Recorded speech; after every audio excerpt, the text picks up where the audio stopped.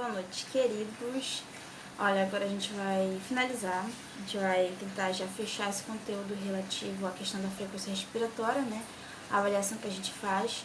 Então, desde o início, a gente viu a forma como deve ser feita, seguindo todo aquele traçado, digamos assim, da sequência que a gente vai vendo dos pontos para poder alcançar toda a totalidade do pulmão, para que assim a gente consiga fazer a ausculta de todas as áreas para verificar onde se encontra, com secreções, para a gente poder fazer a identificação.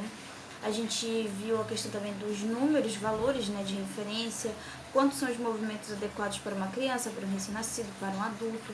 Então, por cada faixa etária, a gente vai ter um quantitativo de movimentos respiratórios por minuto que é considerado normal, que é por eles que a gente vai ter o parâmetro para poder entender quando o nosso paciente está dispneico, que é quando ele está com o número de movimentos diminuídos, ou quando ele está taquipneico, ou com taquipneia, que é quando ele está com o número de movimentos respiratórios aumentados. Quando ele está eupneico, ele está de acordo com os parâmetros normais.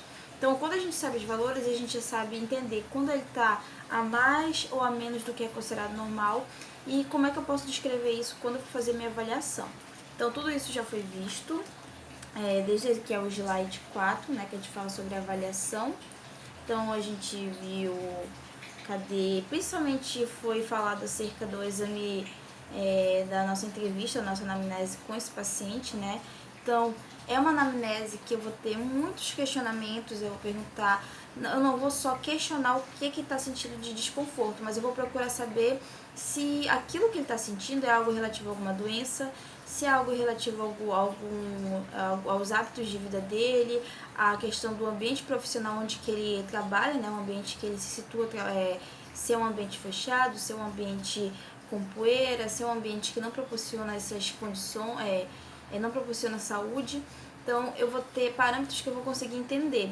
Assim como também eu vou classificar como é que são as queixas que ele apresenta. Na questão da tosse, da expectoração, da dispneia, ou seja, da falta de ar que ele está tendo, da hemoptise, caso numa situação mais grave ele esteja liberando quantitativos de sangue, e aí eu vou entender como é, quanto começou, e a dor, né, que a dor é um fator que a gente também pode ser encontrado nessa questão aí. No exame físico a gente viu a questão da compreensão da expressão, né, dinâmica, expressão tática, a questão das alterações que eu vou encontrar na estrutura da região pulmonar que também podem culminar para esses sintomas de desconforto. E agora a gente vai para a questão da ausculta pulmonar. Então aqui já é a parte finalzinha do slide que a gente vai compreender, que aqui é primeiramente, antes de eu poder entender o que está de alterado, o que está de sons que são possivelmente patológicos, eu vou compreender primeiramente quais são os sons que são escutados, que são normais quando eu vou fazer minha avaliação. Então, seguindo aqui no slide que está aqui embaixo, é possível detectar sons respiratórios normais. Então, uma pessoa pode estar se queixando de tosse, eu sinto falta de ar, quando eu me locomovo eu estou sentindo certo cansaço. E especialmente agora, no período que a gente está lidando, em que um dos fatores principais dessa doença, que é o coronavírus, ele ataca especialmente a questão pulmonar, numa avaliação, uma avaliação da frequência respiratória, numa ausculta pulmonar, eu preciso compreender quais são os pontos que é considerados normais e os pontos que são patológicos numa ausculta pulmonar. Então a gente vai entender melhor cada um desses aqui. Na questão dos sons normais, eu vou ter 3 tipos de sons: murmúrio vesicular, som brônquico ou tubular e o som bronquiovesicular. Então eu tenho esses 3 tipos de sons. Aqui o primeiro, a gente vai ter aqui o som, então eu vou botar uma caixinha de som para que vocês possam ouvir, né? O primeiro, ele é o som do murmúrio vesicular, que ele localiza-se sobre os alvéolos. Então, quando a gente for fazer essa ausculta, na questão da avaliação pulmonar desse paciente, no momento que a gente for avaliar os alvéolos, a gente pode saber se eles estão saudáveis no momento que eu faço a questão da avaliação e eu consigo auscultar os murmúrios vesiculares. Então, primeiramente, como eu vou saber que o som pulmonar ele está normal? A gente vai perceber que não tem nenhum som ruidoso. ele não é um som pesado, ele não é um som diminuído de sua potência, por causa que a secreção ela pode acabar deixando a alteração do som mais dificultosa. Então a gente vai conseguir ouvir com clareza, sem alterações, sem dificuldades. O que diferencia cada um deles, aqui eu já coloquei até no quadrinho aqui, é a questão do tempo. Então a questão de inspiração, ou seja, a entrada do ar e a expiração, quando a gente for liberar esse ar, ela vai ter um tempinho de diferença de um para outro. Então, no caso do murmúrio vesicular, quando a gente fizer a ausculta, vou pegar aqui, a gente vai ter esse som bem aqui. Deixa eu aqui colocar bem próximo, para que vocês possam escutar. Então, ele vai ser desse jeito.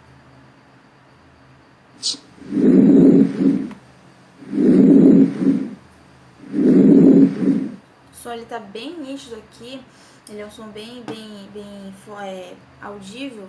E aqui, no quadro aqui para vocês verem, quando eu estiver falando do murmúrio vesicular, que eu vou estar escutando esse som brônquico, a diferença de inspiração, do tempo de inspiração e de expiração vai ser diferenciado. Então a gente vai ter uma inspiração maior e uma expiração menor do murmúrio vesicular. Então a gente vai ter esse tempo aqui que vai ser diferenciado. Eu vou colocar só mais uma vez aqui, para que vocês possam compreender essa questão que quando eu falo dessa diferenciação do tempo. Deixa eu só encaixar aqui, tá caindo. Aí vocês vão conseguir compreender por que dessa linha, tá? Então aqui, do murmúrio vesicular. Presta atenção no primeiro gráfico aqui.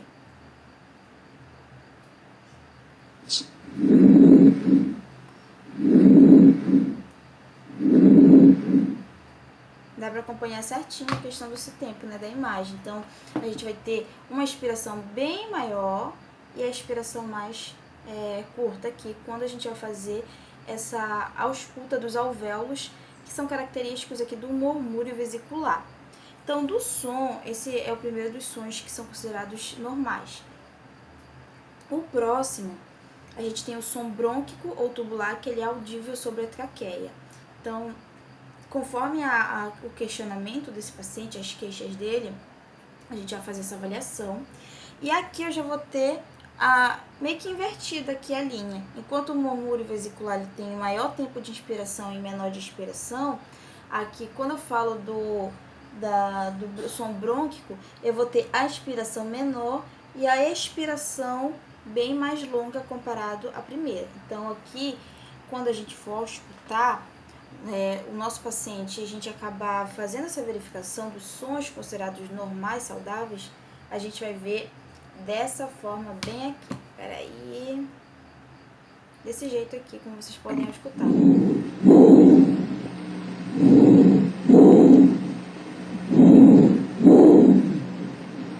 Então deu para perceber, né, que ele tem uma expiração mais curta e a expiração com o tempo maior, que como vocês podem ver na última parte aqui do vídeo.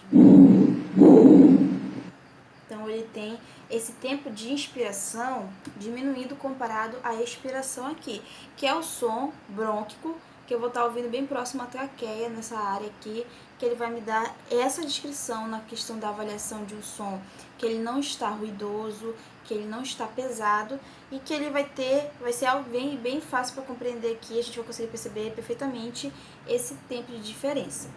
E por último, a gente tem o som brônquio-vesicular, que ele é audível sobre os brônquios, abaixo das clavículas e entre a escápula. Então a gente vai ter aqui tanto a audição dele, tanto na parte aqui da frente quanto na parte nas costas, aqui que a gente vai conseguir fazer seguindo aquele roteiro, né, aquela sequência de pontos que a gente vai avaliar.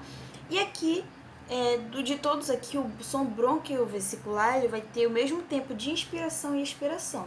Então a gente vai ter o mesmo tempo aqui, tanto que as linhas são praticamente iguais aqui, porque ele tem o mesmo período de inspiração e expiração. Então, quando a gente for fazer essa avaliação, na hora que a gente for verificar, tanto na parte, na parte frontal quanto na parte de trás do paciente, a gente vai conseguir escutar o som brônquio-vesicular dessa seguinte forma, bem aqui. Ele vai colocar aqui, mesmo tempo.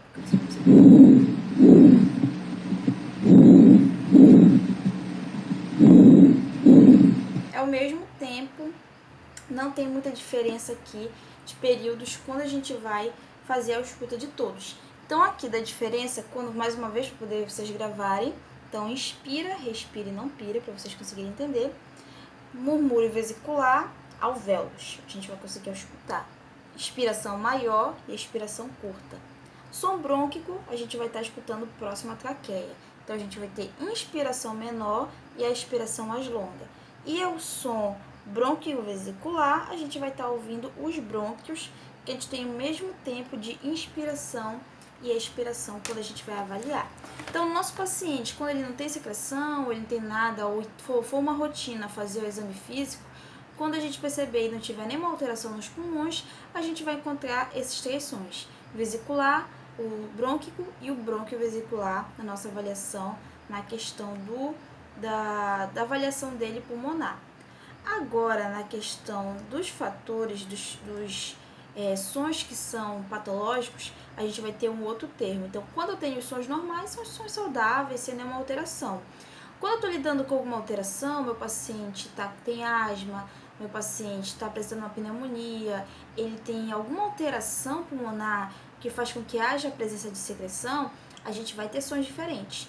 E na hora que eu for descrever isso, eu vou ter que falar, no meu relatório, a minha descrição vai ser presença de sons adventícios. Então, quando eu estiver avaliando o paciente, ele apresentar sons que não são normais e são relativos a alguma doença, a gente vai perceber conforme os tipos, que são os roncos, os sibilos, os crepitantes.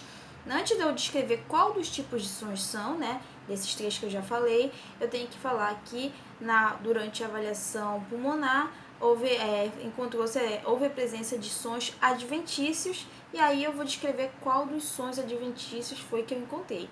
Então, falar que eu tenho alguma coisa diferenciada na escuta pulmonar, presença de sons adventícios. Isso a gente vai conseguir ver no próximo vídeo para poder compreender melhor cada um deles, ok?